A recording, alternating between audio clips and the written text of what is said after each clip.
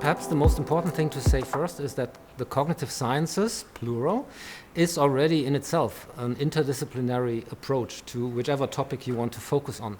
So this includes philosophy, linguistics, anthropology, artificial intelligence, but also psychology. And so by training, I'm a psychologist, but not the type with the couch, but the one who measures behavior. And we are trying to measure behavior with various methods. We can do eye tracking, we measure reaction times with button press experiments in the laboratory, and we can also measure brain activity, physiological responses, and all of these measurements are supposed to tell us how the mind works.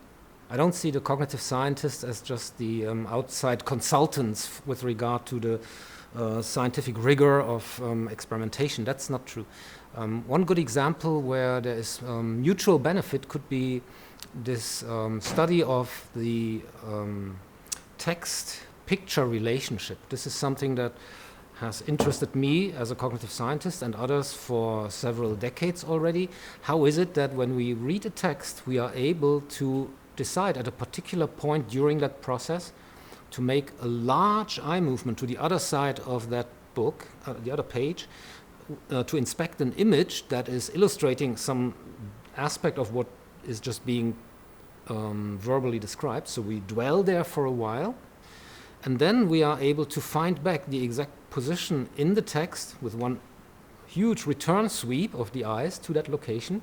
So we must have somehow kept in mind where we left off, and we must have decided when is the opportune moment to do this additional support through image inspection that helps us to clarify the meaning of the text. This kind of coordination process is something that cognitive scientists, and in particular reading researchers, like I am one of those, has been interested in, and now with these biblical texts we have just another nice opportunity to obtain data to measure how this behavior occurs over time, how precise this process is, and hopefully come up with a model.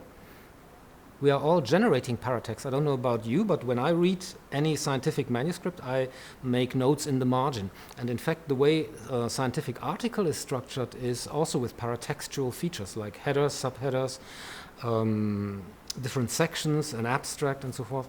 And so these different aspects of today's methods of knowledge communication, they are being supported by paratext, and we can study the efficiency of these different mechanisms by broadening the scope through the look into the past.